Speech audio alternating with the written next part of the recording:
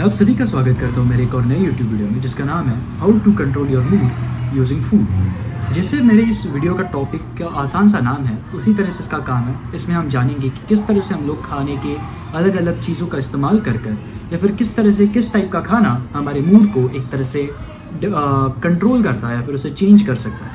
आप लोगों ने तो काफ़ी ज़्यादा एक्सपीरियंस किया होगा कि किस तरह से अलग अलग तरह का खाना आपके मूड को एडजस्ट करता हो। मतलब कुछ खाना हो जिसे खाकर आप खुश होते हो और आप वो ज़्यादा खाने की कोशिश करते हो, और कुछ चीज़ें होती है जैसे कि फॉर एग्जांपल कड़वी चीज़ें जैसे कि करेला हो गया, उसे खाकर आप उससे दूर भागने की कोशिश करते हो। अभी ये जो चीज़ें हैं इसमें हमारा एवोल्यूशनरी पैटर्न काफ़ी ज़्यादा साथ देता है, क्योंकि बेसिक सी चीज़ है। क्योंकि हमारे पूर्वज थे, बहुत सारी चीज़ों के ट्रायल एंड एरर्स से हमें पता चला है कि आज कौन सी चीज़ें खाना अच्छी होता है और कौन सी चीज़ें खाना बुरा होता है। हम बेसिक टेस्ट से एक अनुमान लगा सकते हैं। अगर कोई चीज़ कड़वी हो तो वो नोटिफाई करती है हमारे प्राइमल ब्रेन को कि वो पॉइजनस हो सकती है, क्वाइट पॉसिबल, क्योंकि पॉइजनस चीज़ें इन जनरली कड़वी होती है। तो और जो मीठी चीज़ें होती है वो कैलोरी डेंस होती है, और कैलोरी डेंस चीज़ें हमारे पूर्वजों के लिए इन जनरल काफ़ी ज़्यादा इंपॉर्टेंट थी, क्योंकि आज जितना कैलोरी रिच खाना अपने आप को प्रोवाइड करा सकते हैं उतना कभी आज तक कर नहीं पा रहे थे। और ये हाल ही में होना चालू हुआ, क्योंकि इसके पहले कई हज़ारों सालों तक कैलोरी डेंस फूड ढूंढना वॉज क्वाइट टीडियस जॉब। और ये जो कैलोरी डेंस खाना था वो यूजुअली स्वीट होता था, जिसकी आप देख रहे होंगे कार्बोहाइड्रेट्स रिच जो फूड होते हैं, जो कि कैलोरीज में ज़्यादा डेंस होते हैं और एनर्जी ज़्यादा दे पाते हैं, इन जनरल फास्ट एनर्जी दे पाते हैं आपको। वो सब मीठे होते हैं टेस्ट में। तो ये जो सब चीज़ें होती है उसमें हमारे ब्रेन के 2-3 तरह के सर्किट्स काम करते हैं। एक है गो सर्किट और दूसरा है नो गो सर्किट। ये गो सर्किट जो होता है वो प्रमोट करता है एक्शन लेने को, और ये डोपामिनर्जिक सिस्टम के साथ रिलेटेड होता है। मतलब ये हमें प्रमोट करता है एक सर्टेन चीज़ें करने के लिए। और नो गो सर्किट होता है हमें कुछ पैटर्न से दूर रखता है, जो कि क्वाइट पॉसिबली हमारे हेल्थ के लिए डैमेजिंग हो सकती है। बट पॉसिबली ऐसा नहीं होता कि कोई हर एक कड़वी चीज़ बुरी होती है। कुछ लोगों को कड़वी कॉफ़ी पसंद है, मैं उनमें से एक हूँ। नो, ये हमेशा नेसेसरी नहीं होता, बिहेवियर पैटर्न्स चेंज किए जा सकते हैं। और कुछ कड़वी चीज़ें ऑब्वियसली अच्छी होती है आपके हेल्थ के लिए और कुछ नहीं होती। बस इन जनरल हमारे प्राइमरी ब्रेन को लगता है कि जो कड़वी चीज़ें पहले हुआ करती थी वो एक तरह का पॉइजन हो सकती है, इसलिए हम लोग उससे दूर भागने की कोशिश करते हैं। तो हमारे जो बॉडी का नर्वस सिस्टम है ये इन सिग्नल्स के लिए रिस्पॉन्सिबल होता है कि कैसे हम फूड को अंदर डाल रहे हैं, क्या तरह का फूड अंदर जा रहा है और क्या सिग्नल्स उसके अकॉर्डिंग ब्रेन को भेजना है। अभी बात यहाँ पे आती है कि इस सारे सर्किट्स का करता धरता एक बहुत इंपॉर्टेंट नर्व है जिसके बारे में आज हम जानेंगे। उसे कहते हैं वेगस नर्व, VAGUS नर्व। अभी वेगस नर्व एक बहुत एसेंशियल नर्व है जो कि बॉडी का एक 10th क्रेनियल नर्व भी है और हमारी बॉडी के बहुत सारे इंपॉर्टेंट ऑर्गन से होकर गुजरता है। मान लो कि ये सारे सिग्नल्स पहुंचाने का एक ओके, पहले एक बात करते हैं। ये जो वेगस नर्व जाता है हमारे इंटेस्टाइन्स में, इम्यून सिस्टम में, हार्ट में, लंग्स में, और ये एक तरह से हम समझ लो कि यह हमारे पूरी बॉडी का एक एक्सप्रेस हाईवे है कि सिग्नल्स को ब्रेन तक पहुंचाने का, कि अंदर बॉडी के अंदर क्या है उसकी तरह से ब्रेन के पास कम्युनिकेट करे जाके कि अंदर बॉडी के क्या चल रहा है, कि ब्रेन उसके अकॉर्डिंगली अपने आगे के एक्शंस ले पाए।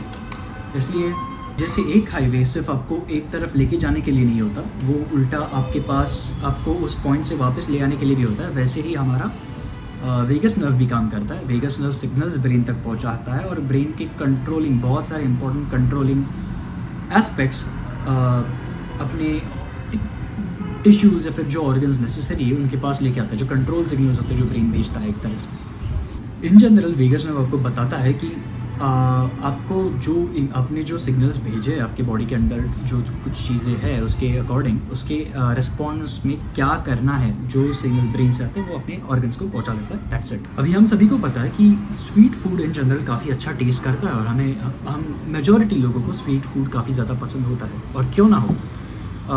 लेकिन कभी सोचा है इसके पीछे का कारण क्या होगा? May be how it tests, कि उसका स्वाद काफ़ी अच्छा आता है। मे बी उसी के कारण हम सभी को इतना स्वीट फूड पसंद है, इसीलिए हम लोग इतना क्रेव करते हैं। एक्चुअली आंसर ये नहीं है।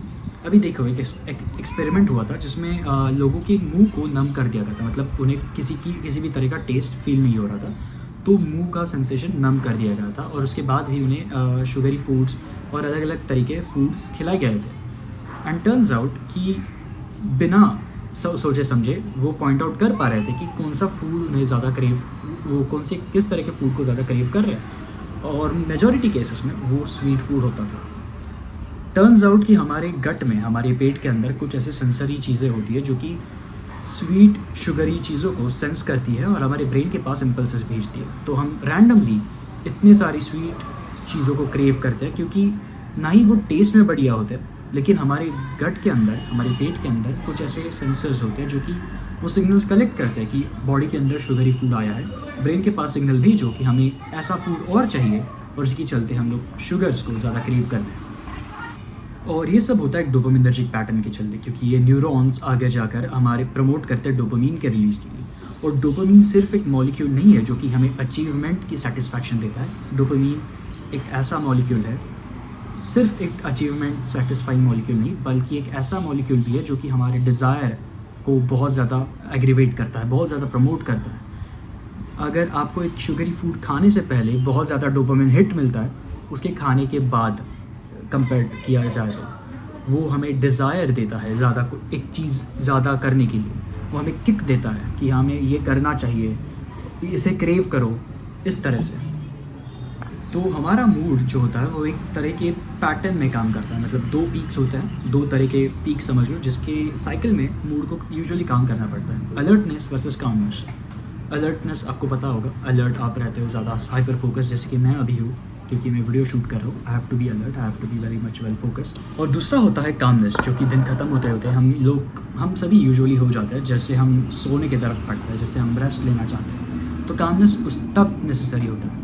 तो ये दोनों चीज़ें बहुत ज़्यादा नेसेसरी होती है, अलर्टनेस और कामनेस, और इन्हीं के बीच में मूड्स को यूजुअली फ्लक्चुएट करना चाहिए, और वैसा होता है। और जो कि बहुत ज़्यादा डिपेंडेंट होता है हमारे खाने पर। अगर हम बहुत ज़्यादा भरपेट खाना खाएं, एकदम पेट भर कर, तो हमारा काफ़ी सारा ब्लड फ्लो गट की तरफ चला जाता है, जिसके कारण हमारी बॉडी एक रिलैक्स स्टेट में चली जाती है। इस पे मैटर नहीं करता कि आप क्या खा रहे हो, कितना खा रहे हो। अगर आप कुछ भी खाओ एकदम पेट भरकर, तो यूजुअली आपको नींद आने के चांसेस होते हैं, क्योंकि आपका गट फुल होता है, आप एक कामनेस स्टेट में जाते हो जब। और इस कामनेस के दौरान ब्रेन में सेरोटोनिन करके एक और मॉलिक्यूल रिलीज होता है। सेरोटोनिन रिजल्ट्स इन कामनेस, एकदम काम करता है। जैसे एड्रेनलिन आपको एक्टिव बनाता है, आपको शार्प फोकस बनाता है, वैसे सेरोटोनिन को काम बनाता है, और ये रात को सोने के लिए भी बहुत ज़्यादा नेसेसरी होता है। प्लीज़ जाके मेरा स्लीप वाला वीडियो देखिए, इसमें मैंने सेरोटोनिन का और ज़्यादा एक्सप्लेनेशन दिया है, और आगे चल के इस वीडियो में हम लोग इसी टॉपिक पे और भी ज़्यादा डिस्कस करेंगे। तो इन जनरल हमारे ब्रेन के अंदर एक और पार्ट होता है जिसे हम कहते हैं हाइपोथैलेमस। हाइपोथैलेमस में बहुत ज़्यादा सेक्शंस भी होते हैं। एक स्पेशली लैटरल हाइपोथैलेमस स्टिमुलेट करता है हमारे लोकस सेरुलियस करके एक और ब्रेन के रीजन में, और लोकस सेरुलियस रिस्पॉन्सिबल होता है ब्रेन में नॉरएपिनेफ्रिन। नॉरएपिनेफ्रिन माने ब्रेन के अंदर के एड्रेनलिन को, मतलब एड्रेनलिन ही होता है, लेकिन ब्रेन के अंदर के एड्रेनलिन को एपिनेफ्रिन कहते हैं। इसका नॉमेनक्लेचर मैंने नहीं किया, जिसने किया है उसको ढूंढ के पीटो प्लीज़। तो फिर नॉरएपिनेफ्रिन का रिलीज़ करता है लोकस सेरुलियस, और दैट्स वो इन जनरल हमें अलर्ट करता है ब्रेन के अंदर। अगर एड्रेनलिन बढ़ेगा, दैट इज़ नॉरएपिनेफ्रिन बढ़ेगा, तो आप ज़्यादा फोकस फील करोगे, ज़्यादा अलर्ट फील करोगे। अभी फॉर एग्जांपल मैंने ये चालू करने से पहले कॉफ़ी पी थी। कॉफ़ी मुझे बहुत ज़्यादा मदद कर रही है अपने ब्रेन के नॉरएपिनेफ्रिन लेवल्स को बढ़ाने के लिए, जिसके चलते मैं ज़्यादा अलर्ट रह पा रहा हूँ। तो जैसे गट के अंदर के सेंसर्स की मैंने बात की थी कुछ देर पहले, वो शुगर्स को सेंस करते हैं। वो सिर्फ शुगर्स के लिए ही नहीं, लेकिन और भी बहुत सारी चीज़ों की सेंसिंग कर रहे होते हैं, खास करके अमीनो एसिड्स की। अमीनो एसिड्स क्या होता है? प्रोटीन टूटने के बाद इन जनरल अमीनो एसिड्स बनता है, और कुछ कुछ अमीनो एसिड्स आपके फूड में फ्री फॉर्म में भी अवेलेबल होते हैं। तो उसी के चलते हम आगे बात करेंगे। तो जो सबकॉन्शियस डिटेक्शन हो रहा होता है अमीनो एसिड्स का, वो अपना हमारा जो गट के अंदर के सेंसर्स होते हैं वो ये भी चेक करते हैं कि अमीनो एसिड्स क्या रेंज है, क्या अरे है, मतलब कौन से अमीनो एसिड्स है, कितनी मात्रा में मिल रहे हैं, किस तरह का सेटिस्फैक्शन देना, ये इतनी डिटेल में सारी चीज़ें स्टडी हो रही होती है। इसीलिए अगर हम लोग एक तरह से सोचें तो प्रोटीन रिच फूड्स खाने से हमें ज़्यादा सेटिस्फैक्शन मिलता है और ज़्यादा कामनेस मिलता है, मतलब ज़्यादा जल्दी हमारा पेट फुल हो जाता है, और हमें ज़्यादा क्रेविंग नहीं होती खाने की काफ़ी ज़्यादा लंबे समय तक, क्योंकि वो सेशिएशन पीरियड उसका ज़्यादा होता है। कम में ही हम ज़्यादा अनुभव कर सकते हैं पेट भरने का। वो इसी के चलते होता है क्योंकि प्रोटीन रिच फूड होता है, वो अमीनो एसिड्स में डेंस होता है, और उनमें जो अमीनो एसिड का स्पेक्ट्रम होता है वो भी काफ़ी ज़्यादा बड़ा होता है। अगर हम हेल्दी प्रोटीन सोर्सेज खाएं अगेन, और जिनका अमीनो प्रोफाइल काफ़ी ज़्यादा रिच हो, तो उसी के चलते हमें ज़्यादा अच्छा फील होगा। और हम डिस्कस करेंगे आगे कि क्यों होता है ऐसा। तो एक जो स्पेसिफिक अमीनो एसिड होता है जो कि हाई अलर्ट रेंज पे सर्च हो रहा होता है, हमारे गट के सेंसस कर रहे होते हैं, वो है एल टायरोसिन। अभी एल टायरोसिन ही क्यों? क्योंकि एल टायरोसिन प्रीकर्सर है एल डोपा बनाने का, और एल डोपा प्रीकर्सर है डोपामीन बनाने का। सिंपल।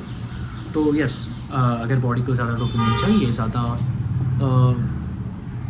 कुछ डिज़ायर चाहिए, तो यस वो एल टायरोसिन करके इस अमीनो एसिड को सर्च करता है, जो कि अगेन प्रीकर्सर होता है एल डोपा बनाने का, और एल डोपा प्रीकर्सर होता है डोपामीन बनाने का। तो अभी डोपामीन के कुछ ये भी बताते तो आपको डोपामीन से रिलेटेड बीमारी, अगर डोपामिनर्जिक सिस्टम अच्छे से काम नहीं कर रहा हो, अगर बहुत ज़्यादा हेवायर्ड हो, ख़राब हो चुका हो, तो उसे हम पार्किंसंस डिजीज़ भी कहते हैं, जिसमें आपका बॉडी ट्विच करता है काफ़ी वियर्डली। इसके प्राइम एग्जांपल्स हैं Muhammad Ali, Michael J Fox. अगर आपने देखा होगा कि वो बहुत ज़्यादा ट्विच करते हैं, that is the sign of dopamine system का ख़राब होना। और इन लोगों को स्पेसिफिकली एक डोपामिन सेंट्रिक मेडिकेशन लेना पड़ता है, मतलब प्रिस्क्राइब डोपामिन इंजेक्ट करना पड़ता है या फिर खाना पड़ता है इन टैबलेट फॉर्म व्हाटएवर, ताकि इनके सिम्टम्स काफ़ी ज़्यादा कंट्रोल में आ सके। तो आप समझ लो कि डोपामिन कितना ज़्यादा इंपॉर्टेंट मॉलिक्यूल है। वो लिटरली हमारे जीने की इच्छा को डिफ़ाइन करता है, और क्योंकि वो मॉलिक्यूल ऑफ डिज़ायर है, अगर हम कोई डिज़ायर ही नहीं करेंगे, अगर हम बिना डिज़ायर के जी नहीं पाएंगे, तो अगर डोपामिनर्जिक सिस्टम ख़राब होता है, वो बहुत ज़्यादा प्रॉब्लमेटिक हो सकता है। और जैसे कि वो अगर बहुत ज़्यादा यूज़ होने लगा फालतू की चीज़ों में, जैसे कि इंस्टाग्राम रील्स हो गए या फिर अलग अलग स्टिमुलेंट्स हो गए जो हमारे आजू बाजू पड़े होते हैं, बहुत सारे लोग पोर्नोग्राफी में इंडल्ज करते हैं, तो उससे डोपामिन का सिस्टम बहुत ज़्यादा हेवायर हो जाता है, बहुत ज़्यादा एक्सप्लोड हो जाता है, बहुत ज़्यादा फास्ट काम करता है, बहुत ज़्यादा डोपामिन सेक्रेट करता है, जो ख़राब हो सकता है इन लॉन्ग रन्स। देखा जाए तो आप एल टायरोसिन को सप्लीमेंट भी कर सकते हो, लेकिन नहीं, प्लीज़ ट्राई मत करिए इसे, not until you speak with your doctor. अगर आपको डोपामिनर्जिक सिस्टम रिलेटेड कोई बीमारी है या फिर आपका डोपामिनर्जिक सिस्टम अच्छे से काम नहीं कर रहा हो, तो मे बी आपका डॉक्टर आपको प्रिस्क्राइब कर देगा। लेकिन डोपामिनर्जिक सिस्टम के साथ कोई भी छेड़खानी मत करिए। एल टायरोसिन जैसे सप्लीमेंटेशन के लिए always consult your doctor first. तो आगे बढ़ते हैं। जैसे कि मैंने कहा कि शुगर्स भी एक तरह से डोपामिन सिस्टम को प्रमोट करता है। तो अगर हम देखें, जो हमारा प्रोसेस्ड फूड इंडस्ट्री है, वो बहुत सारे हिडन शुगर्स डालता है अपने फूड में, ताकि इन जनरल आप क्रेव कर पाओ। अगर आपको लगेगा भी नहीं कि इन चीज़ों के अंदर शुगर्स है, जैसे कि हम किसी तरह के चिप्स खा लें तो उनके अंदर हिडन शुगर्स होते हैं। अगर आप लेबल पर अच्छे से देखोगे तो एडेड शुगर्स, हिडन शुगर्स वो डालते हैं, लेकिन आपको टेस्ट में कभी ऐसा लगेगा नहीं कि इसमें शुगर ऐड की गई। वो शुगर के टेस्ट को काफ़ी ज़्यादा हाइड कर देते हैं अब मसाले और उसे सेवरी बना के फूड को ज़्यादा। लेकिन आपका गट उसे हमेशा सेंस करता होता है, भले ही आप चख पा रहे हो उस शुगर को या नहीं, लेकिन आपका गट हमेशा सेंस करेगा। तो उसी के चलते आपके ब्रेन को वो चिप्स का पैकेट और बहुत सारे प्रोसेस फूड्स है जो ये सब करते हैं, नॉट ओनली एक स्पेसिफिक चिप्स का पैकेट, वो आपको प्रमोट करेगा कि और खाओ, इसे और खाओ, जो कि बहुत ज़्यादा गड़बड़ का काम हो सकता है। इसलिए प्रोसेस फूड्स को इन जनरल अवॉइड करना चाहिए। और जो कंपनीज़ है जो हिडन शुगर्स डालते हैं अपने फूड में, उनको हमें एक्टिवली कॉल आउट करना चाहिए। अभी ये कंपनीज़ बहुत सारा R&D लगाते हैं ह्यूमन साइकोलॉजी के अंडरस्टैंडिंग में। इनको ये स्टडीज़ काफ़ी पहले से पता है, जो मैं आपको बता रहा हूँ, जो कि हम इन जनरल एक जनरल पॉपुलेशन होती है, काफ़ी ज़्यादा अनटच्ड होती है इन स्टडीज़ को लेकर। ये काफ़ी सारे साइंटिस्ट हायर करते हैं जो कि इनके लिए सारे लैब एक्सपेरिमेंट्स रन कर रहे होते हैं, और इसके चलते इन्हें ये सारा रिजल्ट मिलता है। They are updated and they are using you, they are exploiting your systems. तो देखो, avoid foods which have hidden sugars. In general avoid process foods. थोड़ा बहुत खाना ऑब्वियसली ठीक है। अगर आप टेक्निकली देखें तो वे प्रोटीन भी एक प्रोसेस्ड फूड है, लेकिन there is a difference between whey protein and chips का पैकेट। दोनों ही प्रोसेस्ड है, काफ़ी ज़्यादा प्रोसेस्ड फूड्स है, लेकिन हमें चूज़ करना चाहिए at the end of the day कि हमें क्या खाना है क्या नहीं। Make smart choices. तो जैसे कि मैंने पहले कहा कि सेरोटोनिन एक आपको काम बनाने का मॉलिक्यूल है, वो आपको कामनेस देता है, आपको शांति प्रोवाइड करता है। और बहुत सारे लोग कहते हैं कि 90% of your serotonin is in your gut. नहीं, लेकिन काफ़ी ज़्यादा सेरोटोनिन इन्फ्लुएंस होता है कि हम क्या खाते हैं उससे। अगर हम भरपेट खाना खाएं तो सेरोटोनिन ज़्यादा निकलेगा। अगर हम कार्ब्स में ज़्यादा हाई खाएं, अगर बहुत ज़्यादा कार्ब रिच फूड खाओ, अगर वो भी कम खाओ, तभी भी सेरोटोनिन निकलेगा। आपको आलसी बनाएगा, थोड़ा सा कामनेस लाएगा। सेरोटोनिन इम्पॉर्टेंट है, वो दिन के एंड में सोने के लिए, दिन के शुरुआत में अगर आपको एक्टिव रहना है तो सेरोटोनिन का प्रोफिलेशन जो पाथवे है वो थोड़ा सा कम होना चाहिए, मतलब जो आपके गट में है। That's my way of thinking. आप सोचिए आपको क्या चाहिए, क्या बढ़िया लगता है। और अगर हम देखें जो एंटी डिप्रेसेंट मेडिकेशंस होते हैं, जो ये हमारे सेरोटोनिन का पाथवे उसे संभालने में, उसे प्रमोट करने में मदद करता है। और देखिए इसके बहुत ज़्यादा साइड इफ़ेक्ट्स भी होते हैं, बहुत सारे साइड इफ़ेक्ट्स हैं। अभी ये जो मेडिसिन है जिनका इन जनरल आपने नाम सुना होगा, प्रोज़ैक वगैरह वगैरह, तो फिर ये जो होते हैं ये बेसिकली इसके साइड इफ़ेक्ट्स होते हैं कि हमारा लिबिडो कम हो सकता है। इन जनरल हमें बहुत ज़्यादा सेरोटोनिन होने के बाद आज मैं काम नहीं करूँगा, आज मैं इंस्टाग्राम पे रील्स ही चला लेता हूँ, वैसी वाली फीलिंग भी आ सकती है। क्योंकि बहुत ज़्यादा सेरोटोनिन होने के बाद भी ये प्रॉब्लम्स होते हैं। बहुत ज़्यादा सेरोटोनिन भी अच्छा नहीं है, लेकिन सेरोटोनिन का पाथवे बैलेंस्ड होना काफ़ी ज़्यादा ज़रूरी है। लेकिन उसके लिए एंटी डिप्रेसेंट्स एक तरीका नहीं है। Until unless you are chronically depressed, आपको मेडिकेशंस इम्प्लीमेंट करने ही पड़ेंगे। तो yeah we have other ways to work this around, जिसके बारे में मैं बात करूँगा। और सेरोटोनिन बहुत ज़्यादा इंपॉर्टेंट भी है एट द सेम टाइम। अगर सेरोटोनिन का पाथवे नहीं होगा, आप कभी काम फील नहीं कर पाओगे, कभी अच्छे से सो नहीं पाओगे।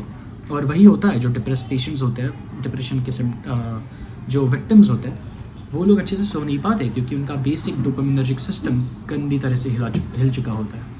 अभी एक फन प्लांट है मक्यूना प्यूरिन करके। अभी उनके जो बीन्स होते हैं, अभी मक्यूना प्यूरिन का जो कवर होता है उसके ऊपर सेरोटोनिन होता है। Yes, chemically obtained serotonin. और जो बीन के अंदर का बीन होता है, जो उसके अंदर बीन होता है, वो उसका केमिकल कंटेंट होता है एल्डोपा। ये ओवर द काउंटर भी अवेलेबल है। अगर आपको फन एक्सपेरिमेंट करता है, आप एक आध बीन डाल भी सकते हो मुंह में, you will feel very good, क्योंकि ऑब्वियसली उसमें एल्डोपा होता है जो कि आगे चल के डोपामीन बनाता है। इसमें कुछ हार्मफुल नहीं है अनटिल अनलेस बहुत ज़्यादा खा रहे हो। It's a fun experiment to do, आप ट्राई कर सकते हो उसे कट। तो इन सब के चलते जो मक्यूना प्यूरिन्स है, मतलब इन जनरल डोपामिनर्जिक सिस्टम का अच्छा काम करना और सेरोटोनिन का एक अच्छा काम करना हमारी स्पर्म मोर्टालिटी को प्रमोट करता है। Sperm mortality in general, sperm की क्वालिटी, जिस तरह से स्पर्म स्विम कर पा रहा हो वगैरह वगैरह, वो ज़्यादा प्रमोट करता है, हेल्प करता है उसमें। और इसी के चलते पार्किंसन के सिम्टम्स को, जो कि एज रिलेटेड हो सकते हैं काफ़ी सारे लोगों को, उसे कम करता है, जो कि बहुत ज़्यादा इंपॉर्टेंट है। अगर पार्किंसन हो गया तो भाई बहुत ख़राब हालत हो जाएगी। अभी हम लोग एक बहुत बड़े और बहुत इम्पॉर्टेंट टॉपिक के बारे में बात करेंगे, जिसे कहते हैं ओमेगा 3 to ओमेगा 6 का रेशियो। अगर आपने ये सुना होगा कि ओमेगा 3 के बारे में बहुत ज़्यादा इम्पॉर्टेंट है। हाल ही के स्टडीज़ में तो काफ़ी ज़्यादा इंपॉर्टेंट निकल के आ रहा है। I will explain you why. तो बेसिकली एक स्टडी हुई थी जिसमें ठीक है, थोड़ी सी ब्रूटल स्टडी है, लेकिन साइंस के लिए थोड़ी सी नेसेसरी हो जाती है।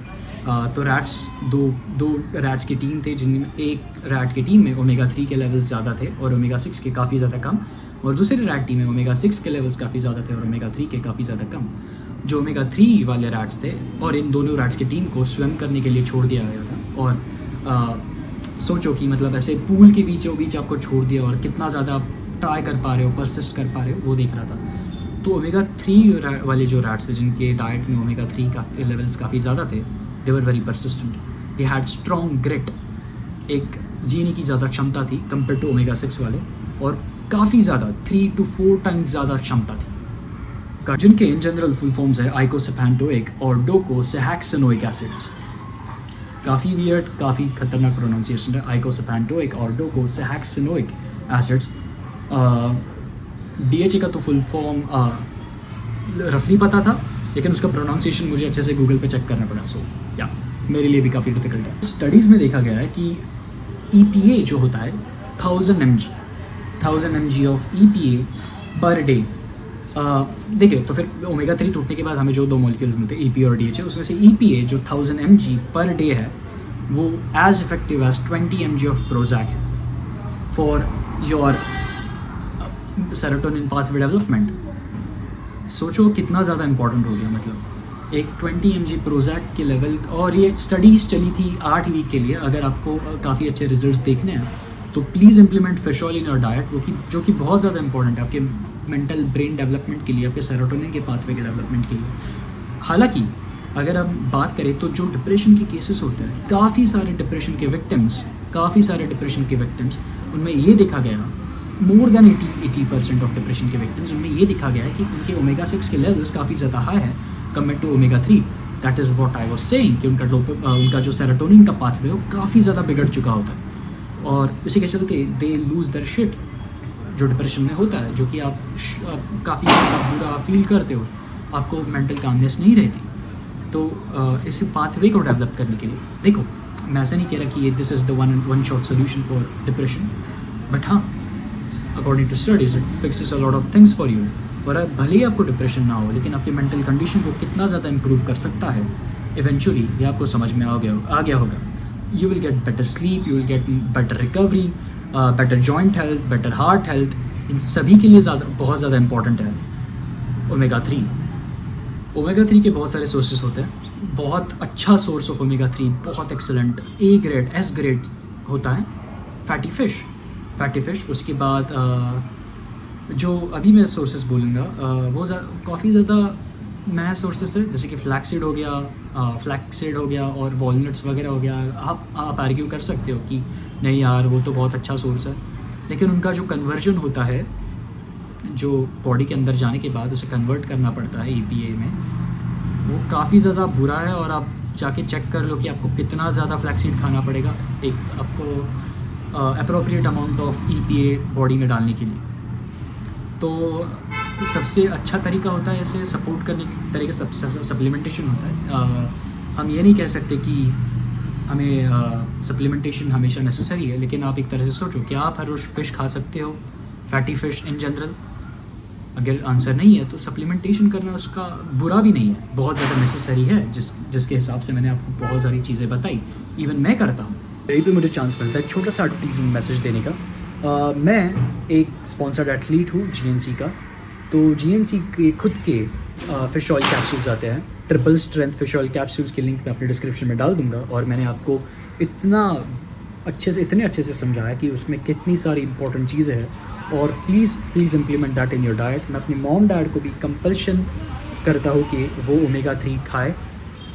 ओमेगा 3 एज रिलेटेड सेरोटोनिन के पाथवेज जो बिगड़ते हैं उसे फिक्स करने में भी मदद कर सकता है, और काफ़ी ज़्यादा इंपॉर्टेंट होता है इन द लॉन्ग रन। अगर आप खाओगे तो इन जनरल आपका मेंटल हेल्थ काफ़ी अच्छा रह पाएगा, और यस इन जनरल आपकी मेंटल सेनिटी को काफ़ी ज़्यादा अच्छा रखेगा, और जो आने वाले एलिमेंट्स होंगे उनके सिम्टम्स काफ़ी ज़्यादा कम कर सकता है, जिससे वो काफ़ी ज़्यादा डिले हो जाए या फिर आए ही ना। एक और नोटिस है मेरे वेजिटेरियन व्यूअर्स के लिए, हालांकि फ्लैक्सीड ऑयल एकदम परफेक्ट ऑयल नहीं होगा, मैं ऐसा कहूँगा। उससे भी बेटर तरह के ऑयल्स होते हैं, जैसे कि सीवीड ऑयल के बाद yes you can go for flaxseed oil, they are good, but seaweed oil will always rank higher. वो भी एक वेजिटेरियन सोर्स में आता है। हालांकि GNC वो नहीं बनाता।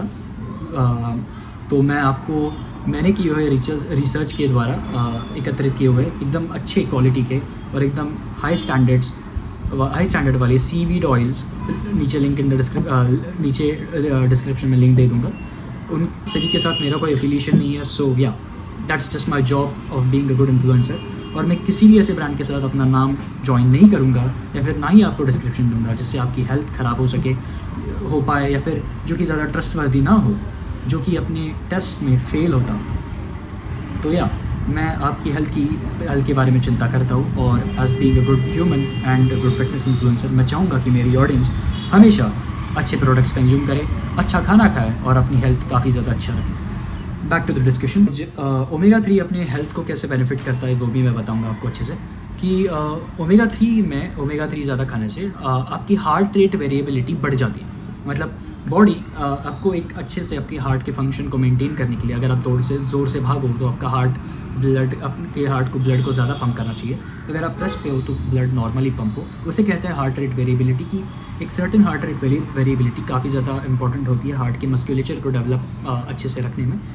एक हार्ट रेट वेरिएबिलिटी दिखाता है कि आपका हार्ट इन जनरल अच्छे से काम कर रहा है। तो एक नोटिसेबल चेंजेस दिखाता है ओमेगा 3 की कंजम्पशन हार्ट रेट वेरिएबिलिटी के लिए। हेंस वो इस तरह से आपकी हार्ट रेट को प्रमोट करता है। हार्ट रेट वेरिएबिलिटी क्यों इंपॉर्टेंट है वो मैंने बता दिया। अगर आप ज़ोर से भाग रहे हो तो आपकी हार्ट को ब्लड ज़्यादा पंप करने की ज़रूरत पड़ेगी। तो जिनकी हार्ट रेट वेरिएबिलिटी ख़राब होती है, हार्ट वैसा नहीं करता, तो इस तरह से आपका परफॉर्मेंस काफ़ी ज़्यादा अफेक्ट हो सकता है कि आपको एक तरह का स्ट्रोक आ जाए। तो इन जनरल ओमेगा 3 ये सब भी आपके अंदर बढ़ाता है। और एक बहुत इंपॉर्टेंट चीज़, वो आपकी बॉडी के अंदर इन्फ्लेमेशंस की मात्रा कम कर देता है। इन्फ्लेमेशंस की मात्रा कम कर देने के चलते आपकी बॉडी इन्फ्लेमेशंस पता ना क्या होता है इन जनरल कि अगर आपको कुछ हो रहा है बॉडी के अंदर, कुछ गलत हो रहा है, तो बॉडी उसके अंदर कि हाँ यहाँ पे दर्द हो रहा है, इन्फ्लेमेशन क्रिएट करती है, सूजन एक तरह से बॉडी के अंदर क्रिएट करती है, तो वो कम हो जाता है। तो आपके तो जो बहुत सारे बहुत ज़्यादा डिप्रेशन वाले विक्टिम्स होते हैं जिनके ऊपर मेडिसिन भी काम नहीं कर रहे होते, एंटी डिप्रेशंस, तो अगर उनके अंदर ये जो इन्फ्लेमेशन होता है वो भी कम कर दे तो इवेंचुअली मेडिसिन उनके ऊपर काम करना चालू कर देती है।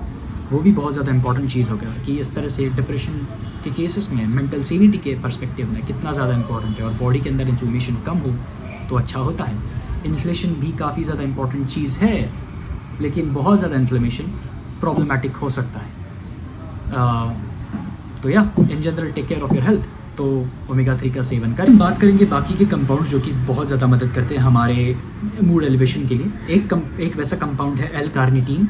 एल कार्निटीन वापस डिप्रेशन के केसेस में काफ़ी ज़्यादा इम्प्रूवमेंट्स दिखाता है, नोटिसेबल चेंजेस दिखाता है इन जनरल। और एल कार्निटीन मिलता है हमें मीट से, बहुत सारे मीट रिलेटेड प्रोडक्ट्स में एल कार्निटीन होता है, खास करके रेड मीट्स में। Yes again compare to chicken and other तरह के रेड मीट्स, जैसे कि अगर आपको पता ही होंगे, तो या उनमें ज़्यादा पाया जाता है कट। तो एल कार्निटीन में एक और तरह का एल कार्निटीन होता है, एसिटल एल कार्निटीन। अभी ये ज़्यादा इंपॉर्टेंट क्यों है? क्योंकि ये अपने ब्लड ब्रेन के बैरियर को क्रॉस करता है। ब्लड ब्रेन बैरियर एक तरह से आपकी जो बॉडी के अंदर जो खून दौड़ रहा है, जिस तरह से खून दौड़ रहा है, वो आपके ब्रेन में एक सर्टेन चेक पॉइंट्स के बाद ही गुजर सकता है, उसे कहते हैं ब्लड ब्रेन बैरियर। ये दोनों के अंदर के इक्विलिब्रियम को काफ़ी ज़्यादा अलग अलग रखने में इंपॉर्टेंट करता है, क्योंकि आप समझ सकते हो ब्रेन काफ़ी ज़्यादा इंपॉर्टेंट चीज़ है।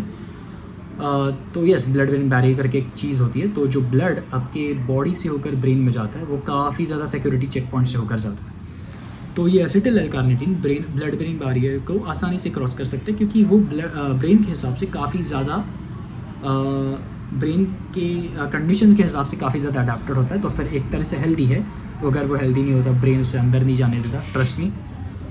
और इन जनरल आपके गोनैड्स के अंदर भी जा सकता है। जैसे आपके ब्रेन के ऊपर एक प्रोटेक्टिव कवर होता है जिसकी हम ब्लड ब्रेन बैरियर कहते हैं, तो वैसे गोनैड्स जैसे कि टेस्टिकल्स और ओवरीज के ऊपर भी एक ब्लड गोनैडल बैरियर होता है, जिसे ये एल कार्निटीन काफ़ी अच्छे से क्रॉस कर सकता है। तो या इसके काफ़ी ज़्यादा अच्छे प्रभाव है। अगर आप नॉर्मल का एल कार्निटीन भी आपके डाइट के थ्रू या फिर सप्लीमेंटेशन के थ्रू जा रहा है, वो भी एसिटिल एल कार्निटीन में इवेंचुअली कन्वर्ट। अभी इसी के चलते हम लोग बात करेंगे कि एक बहुत इंपॉर्टेंट टॉपिक के बारे में, जिसे कहते हैं गट माइक्रोबायोम। ये इतना इंपॉर्टेंट टॉपिक है कि मैं शायद इसके बारे में एक सेपरेट एपिसोड भी कर लूँ। तो देखो, इन जनरल आप चलते फिरते अपने अंदर बहुत सारा बैक्टीरिया लेके घूम रहे होते हो आपके गट के अंदर, जो कि होता है गट, जिसे कहते हैं हम गट माइक्रोबायोम। और ये बहुत ज़्यादा क्वांटिटी में होता है। मान लो कि 3 किलो तक शायद बैक्टीरिया लेके आप अपने पेट के अंदर घूम रहे होते हैं एट अ टाइम। तो ये ऐसा गट माइक्रोबायोम है जिसके साथ हम लोग एक सिम्बायोटिक रिलेशनशिप में हैं। ये हमें कुछ पॉजिटिव बेनिफिट्स देता है और हमारे कारण ये ज़िंदा है। और देखो, ये आपके पेट के कंडीशंस को अपने हिसाब से इन्फ्लुएंस करता है, ताकि वो लोग अच्छे से जी पाए और अच्छे से सर्वाइव, प्रॉस्पर कर पाए। आपके पेट के अंदर की कंडीशंस ये बैक्टीरिया डिसाइड करती है। तो इन जनरल एक तरह से गुड बैक्टीरिया होती है जो कि हमें प्रमोट करता है हमारे हेल्थ को, और एक तरह से बैड बैक्टीरिया होता है। हमें ये अच्छे से पता नहीं कि कौन से बैक्टीरिया अच्छे होते हैं, कौन से बुरे होते हैं। हालांकि हम लोग कुछ बैक्टीरियाज को साइड कर पाए कि हमें एक आइडिया होता है कि गुड बैक्टीरिया कल्चर इस तरह से दिखता है और एक बैड बैक्टीरिया कल्चर इस तरह से दिखता है। हालांकि हम लोग इसे एकदम स्पेसिफिकली सेग्रीगेट नहीं कर पाए, क्योंकि सोचो हमारे पेट में शायद मिलियंस एंड बिलियंस ऑफ अलग अलग तरह के बैक्टीरियाज होते हैं। तो हमने ये चीज़ें हालांकि नोटिस की है कि किस तरह के खाने से क्या हमारा जो गुड गट माइक्रोबायोम है वो किस तरह से इन्फ्लुएंस हो रहा है, किस तरह से हैप्पी रह रहा है, किस तरह से उनका पॉलीफरेशन ज़्यादा हो रहा है। और गट माइक्रोबायोम हमारे डाइजेशन के लिए, हमारे मूड के लिए, हमारे इन जनरल बहुत सारी चीज़ों के लिए, जिसके लिए हमें एक और इसके ऊपर सेपरेट वीडियो करने की ज़रूरत है, कितना ज़्यादा इम्पॉर्टेंट है। तो मैं बताऊंगा कि कौन सी चीज़ें करनी चाहिए इसे अच्छे से इम्प्रूव करने के लिए। तो इन जनरल आपको it is very much recommended कि आप दिन के 2 बार फर्मेंटेड फूड सर्विंग्स खाओ। फर्मेंटेड फूड जैसे कि दही हो गया, योगर्ट हो गया। योगर्ट ज़्यादा प्रमोट करूँगा मैं, क्योंकि योगर्ट में जो बैक्टीरिया कल्चर होता है वो बहुत ज़्यादा डेंस होता है कंपेयर टू दही। दही में बैक्टीरिया होता है, गुड बैक्टीरिया यस, लेकिन वो बहुत कम होता है कंपेयर टू योगर्ट। अभी आप इसमें अलग अलग तरह के पिकल्स ऐड कर सकते हो। पिकल्स काफ़ी ज़्यादा अच्छा होता है, काफ़ी अच्छा होता है गट माइक्रोबायोम के हेल्थ के लिए। प्रोबायोटिक्स ऐड कर सकते हो, मेडिकल प्रोबायोटिक्स। याकुल्ट वगैरह जैसी चीज़ें ऐड मत करिए। याकुल्ट रिलेटिवली बहुत ज़्यादा शिट है जिन compare to diet related stuff. Diet related खाओगे तो काफ़ी ज़्यादा अच्छा होगा। तो इन जनरल अगर आप मल्टीविटामिन का सप्लीमेंटेशन ले रहे हो, कुछ मल्टीविटामिन ऑलरेडी आपको प्रोबायोटिक्स दे देते हैं। सो बट येट खाओ और खाओ। 2 servings of fermented food is very much necessary to improve and maintain your gut health. अच्छे तरह से फाइबर्स खानी चाहिए। फाइबर्स भी 2 प्रकार के होते हैं, एक सॉल्युबल फाइबर होता है, एक इनसॉल्युबल फाइबर होता है। Soluble fibre are good for your gut health, क्योंकि उससे ब्यूट्रिक एसिड निकलता है, मतलब वो लोग उस पर फीड करते हैं, ब्यूट्रिक एसिड निकलता है जो कि और फ्लरिश करता है बैक्टीरिया कल्चर को आपके पेट के अंदर। और जो इनसॉल्युबल फाइबर होता है वो आपको टट्टी करने में मदद करता है इन जनरल, क्योंकि आपके स्टूल के ऊपर प्रेशर क्रिएट करता है। और कुछ फैंसी डिशेस है, फैंसी कहूँगा क्योंकि हमने कभी नाम नहीं सुना होगा, लेकिन वो बहुत सिंपल डिशेस है। अगर आप देखो तो हमारे इंडियन वर्जन्स भी उसके मिल जाएंगे। सारक्राउट एक जर्मन डिश है, बेसिकली पिकल्ड कैबेज होता है। इंडियन वर्जन उसका कुछ ना कुछ तो मिल जाएगा। हमारे पास मैंगो पिकल्स होते हैं, वो खा लो, कोई बात नहीं। और दूसरा होता है किमची एक तरह से कोरियन डिश है जो कि अगेन पिकल्ड वेजिटेबल्स होता है। नथिंग फैंसी, बस नाम अलग है, नाम साउंड्स गुड, रेस्टोरेंट वाला खाना लगता है। बाकी ऐसा कुछ स्पेशल नहीं इसके बारे में। तो ये सब बेसिक चीज़ें करो जिससे आपका गट हेल्थ काफ़ी ज़्यादा अच्छा रहेगा। And that's pretty much it. अभी देखो कुछ अलग अलग तरह के डाइट्स भी होते हैं जो कि बहुत ज़्यादा इंडिविजुअलाइज कॉन्सेप्ट है कि किसी को पूरा कीटो डाइट चल जाता है, किसी को बैलेंस डाइट चल जाता है। देखो मैं इन जनरल एक बैलेंस डाइट प्रमोट करता हूँ, एक बैलेंस डाइट जो कि कार्ब में लो हो, एक लो कार्ब बैलेंस डाइट, क्योंकि that sounds the best for me. क्योंकि आप जीवन के सुख भी जी सकते हो और काफ़ी ज़्यादा हेल्दी भी रह सकते हो। आपको एकदम एक्सट्रीमिटीज़ पे जाने की ज़्यादा ज़रूरत नहीं पड़ती। कुछ लोग कंप्लीट कार्निवोर्स होते हैं, कुछ लोग वीगन्स होते हैं, जो कि दोनों sides I don't agree with much. Individual choices है again, but I don't agree with both the sides much. Dairy खाना चाहिए। Most like 85% of us are lactose intolerant, so सीधा दूध पीना में भी अवॉइड करना चाहिए। बट या यू कैन ऑलवेज यूज़ दही, चीज़ वगैरह ये सब, क्योंकि इनमें लैक्टोज कंटेंट एकदम कम होता है या फिर ज़ीरो होता है। तो ये सब कर सकते हो आप ट्राई, अनटिल एंड अनलेस सबको बहुत ज़्यादा कुछ बैकलैश मिल रहा है लैक्टोज का। तो अगर आप लैक्टोज इंटॉलरेंट नहीं है तो ऑब्वियसली दूध भी पी सकते हो। बट मैं तो कहूँगा कि please make get a test done, क्योंकि 85% of Indians are lactose intolerant. Data भी बताता है हमें ये, लेकिन हम लोग मानते नहीं हैं। हमें सिर्फ दूध पीना है, फिर भी नहीं भाई, दूध पीना ही चाहिए। वो अलग है, हरियाणा साइड के लोग, पंजाब साइड के लोग, वो ज़्यादा उनके अंदर वो जेनेटिक कैपेबिलिटी है कि वो दूध को लंबे समय तक पचा पाए। जो दूध को पचाने वाला एक सर्टेन जीन होता है वो हमारे बॉडी से फेड आउट होने लगता है। जैसे जैसे हम 12 साल की उम्र तक पहुँच पाते हैं, काफ़ी हद तक फेड आउट हो चुका रहता है। और एक मैं आपको शायद एक मैप का लोकेशन भी भेज दूँगा कि किस तरह का एथनिसिटी ज़्यादा दूध पचाने के कैपेबल होता है। तो या अगर दूध नहीं पचा सकते तो प्लीज़ दही खाओ। दही भी बहुत अच्छा है, दही में लैक्टोज कम है। कि बस हमारा एक ही प्रॉब्लम कि लैक्टोज को नहीं पचा पाते। तो लैक्टोज को नहीं पचा पाते तो बहुत ज़्यादा लोगों को एक्ने का प्रॉब्लम हो जाता है, अपचन का प्रॉब्लम हो जाता है, गैस्ट्रिक ट्रबल्स वगैरह वगैरह। तो या लुक इनटू इट। बहुत सारे लोगों को ऑलरेडी एक्ने का प्रॉब्लम हो रहा होता है कि सिंपल से उन्हें अपना दूध कट ऑफ करना होता है। दूध कट ऑफ करके सिंपली दही डाल दो, दोनों के nutrition properties literally same to same है। बट बस बात इतनी कि लैक्टोज नहीं होता दही में, या फिर काफ़ी ज़्यादा कम होता है जो कि इनसिग्निफिकेंट है, उसमें उतना पचाने के लिए कुछ प्रॉब्लम नहीं हो जाएगा। तो या इस तरह से मैंने आपको बता दिया कि किस तरह से सारा फूड आपको एक तरह से एक अपने मूड को कंट्रोल करने में मदद कर सकता है। आपको क्या क्या करना चाहिए एक हेल्दी माइंड को फ्लरिश करने में। एंड प्लीज़ ओमेगा 3 के कैप्सूल्स मेरे कोड से परचेस करोगे तो बहुत ज़्यादा बेनिफिट मिल जाएगा। And that's pretty much it. आज का वीडियो समाप्त होता है। थैंक यू अगर आप यहाँ तक मेरा पूरा वीडियो देख रहे हो तो। Love you all, please like share subscribe. See you again in the next one. Bye bye.